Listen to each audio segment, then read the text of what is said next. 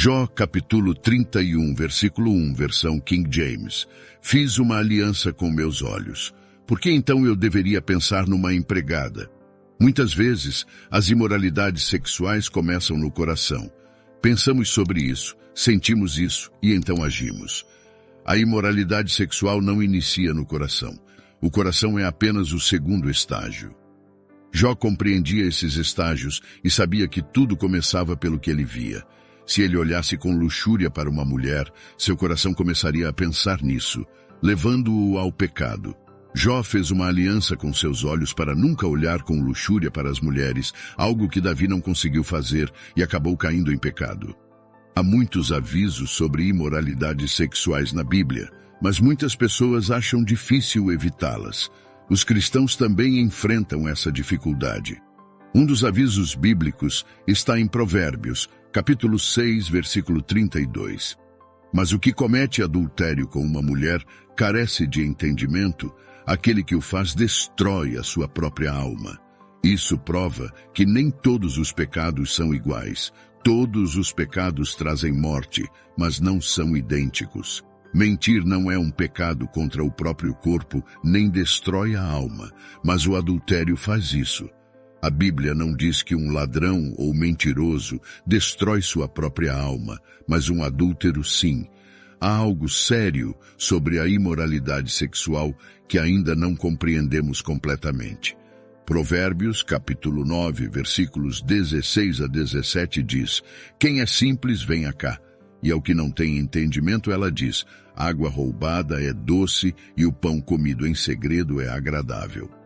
Esta senhora cita um ditado bem conhecido, mas é uma meia-verdade. E todos sabemos que uma meia-verdade é uma mentira. Em outras palavras, ela diz que o sexo ilícito é mais satisfatório do que o sexo sancionado por Deus entre marido e mulher. Ela está falando a verdade, mas não toda a verdade, pois não menciona o fim da história. Há prazer no pecado, mas é temporário. Salomão adverte no versículo 18 que os convidados dela estão nas profundezas do inferno. A imoralidade sexual é algo com o qual não devemos brincar. A pornografia é um problema sério na igreja hoje. Muitas pessoas que não olham luxuriosamente para o sexo oposto assistem pornografia em segredo. Pregam contra a luxúria, mas não conseguem parar de assistir pornografia. O problema não é apenas o vício e a imoralidade sexual, mas também o impacto psicológico. As estatísticas são assustadoras. Cerca de 22 milhões de brasileiros assistem pornografia regularmente. Sabe-se que 35% de todos os downloads da internet estão relacionados à pornografia. Na igreja, 1 em cada 5 pastores de jovens e 1 em cada 7 pastores adultos assistem regularmente. Mais de 70% dos cristãos ainda lutam com isso hoje, assistindo pelo menos uma vez por mês. 90% dos adolescentes e 96% dos jovens adultos são neutros ou favoráveis à discussão sobre este tópico. Eu não estou julgando ninguém, especialmente aqueles que estão lutando para sair desse vício. Isso não é algo que você deve aceitar como parte da sua vida. Se Jó diz que fez uma aliança com seus olhos para não olhar com luxúria para as mulheres, por que você não deveria fazer o mesmo compromisso de não assistir pornografia? Muitas pessoas nem sabem mais como se relacionar com outras devido a esse vício. Muitas enfrentam depressão porque se odeiam por isso. O que acontece no mundo invisível quando você assiste pornografia e se torna viciado? A verdade simples é que isso se torna uma fortaleza. E uma vez que Satanás tem uma fortaleza em sua vida, ele não a libera facilmente. É por isso que as pessoas querem parar, mas não conseguem, lutando com o mesmo pecado por 10, 20, 30 anos. Isso é porque é uma fortaleza. Com apenas alguns cliques você tem acesso a outro mundo, e quanto mais tempo você passa nesse mundo, mais profunda a fortaleza se torna e mais suas garras te envolvem. Lembro-me de um jovem que veio à minha igreja e pediu oração. Ele me disse que toda vez que tentava rezar, as imagens profanas que ele assistia na internet apareciam em sua mente, criando uma barreira entre ele e Deus. Isso afetou até mesmo seu relacionamento com Deus. Esse jovem veio a mim chorando, querendo parar, mas não conseguia, e há muitas pessoas na mesma situação.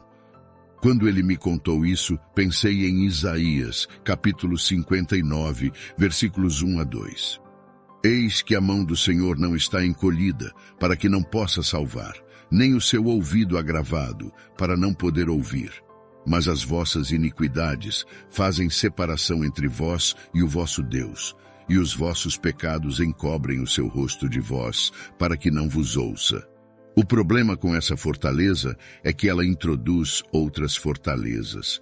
Uma vez que a pornografia se torna uma fortaleza, a luxúria se torna uma fortaleza, levando a outras como a fornicação, que pode evoluir para adultério quando você está casado.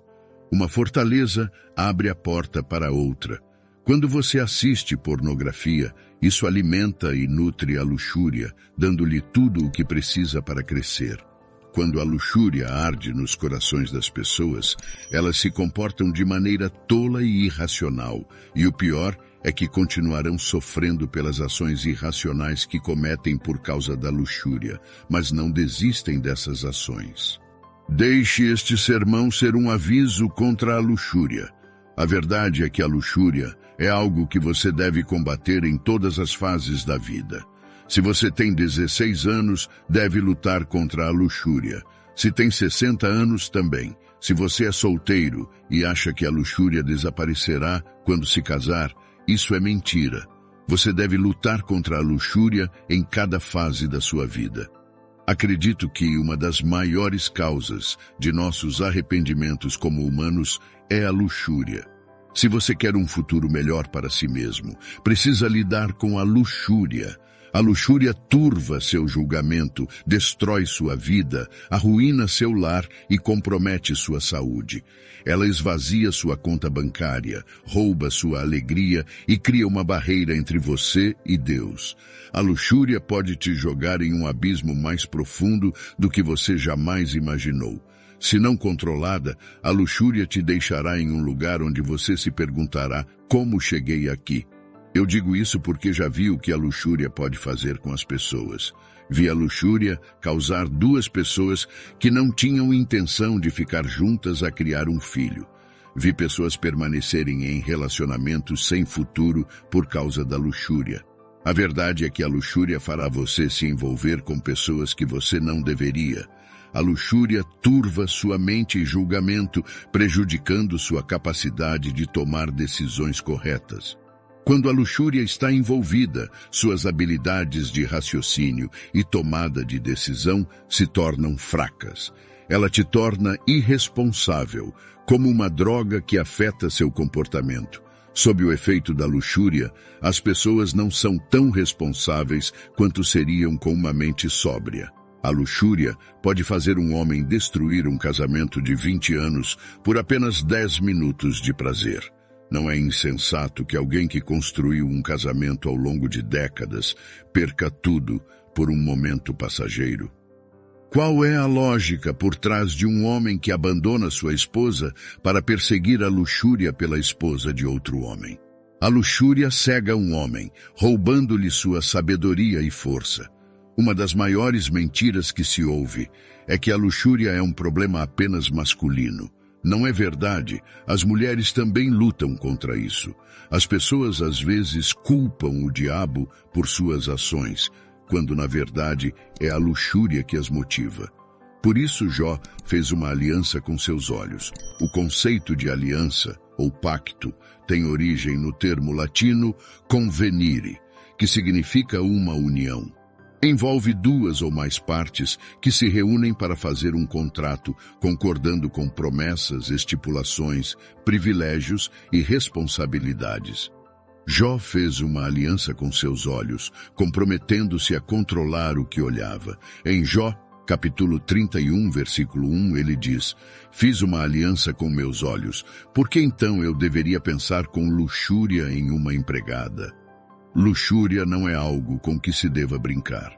Em 2 Samuel, capítulo 11, versículos 1 ao 2, vemos que, depois de o ano ter expirado, na época em que os reis saíam para a batalha, Davi enviou Joabe e seus servos, enquanto ele permaneceu em Jerusalém. Uma tarde, Davi se levantou da cama e foi passear no telhado de sua casa. De lá, ele viu uma mulher muito bonita se lavando. Essa visão levou a uma série de problemas para Davi. Os olhos olham e veem, e o coração armazena a imagem, enquanto o cérebro começa a processá-la, levando você a pensar nisso constantemente. Quando você comete pecado sexual, não está pecando contra outras pessoas ou fora do seu corpo, nem está destruindo a vida de outras pessoas. Você está pecando contra o seu próprio corpo, destruindo sua própria vida. Em 1 Coríntios, capítulo 6, versículo 18, versão King James, lemos: "Fugi da fornicação. Todo pecado que um homem comete está fora do corpo, mas aquele que comete fornicação peca contra o seu próprio corpo.